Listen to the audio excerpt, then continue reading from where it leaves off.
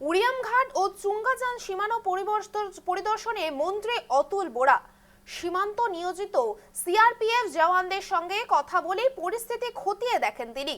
সীমান্ত সমস্যা নিয়ে অসমের মুখ্যমন্ত্রী এবং নাগাল্যান্ডের মুখ্যমন্ত্রীর সঙ্গে আলোচনা করে সমাধানের পথ বের করা হবে বলে মন্ত্রী অতুল বোরা।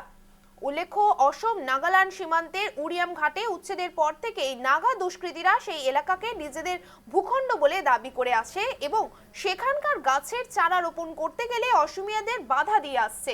শুধু তাই নয়, উরিয়ামঘাট এবং চুঙ্গাজান এলাকাকে নিজেদের দখলে আনার জন্য নাগারা সেখানে তোরণ নির্মাণ এবং নাগাল্যান্ডের পুলিশের স্থায়ী শিবির স্থাপন করা সীমান্তে বসবাসকারী অসমের সাধারণ মানুষ চরম শঙ্কা ও আতঙ্কের মধ্যে দিন কাটাচ্ছে।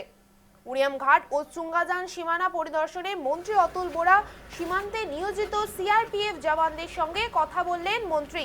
দুই রাজ্যের মুখ্যমন্ত্রীর বৈঠকে মিলবে সমাধান সূত্র, আশ্বাস মন্ত্রী অতুল বোরার।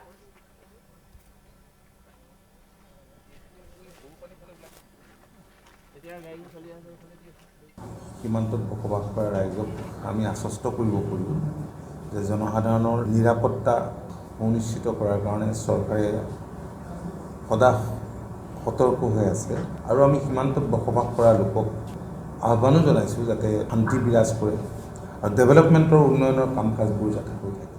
সন্দেহযুক্ত লোক বসবাস কৰা স্থলীত উচ্ছেদ হোৱাৰ পাছত চুবুৰীয়া ৰাজ্য নাগালেণ্ডৰ পৰা সময়ে সময়ে ক'ৰবাত ভাবুকিও আহিছে বিভিন্ন কাৰণত। মুখ্যমন্ত্ৰী ডাঙৰীয়াই বন বিভাগেই হওক, পুলিচ বিভাগেই হওক, যাৱতীয় নিৰ্দেশনা দিছে।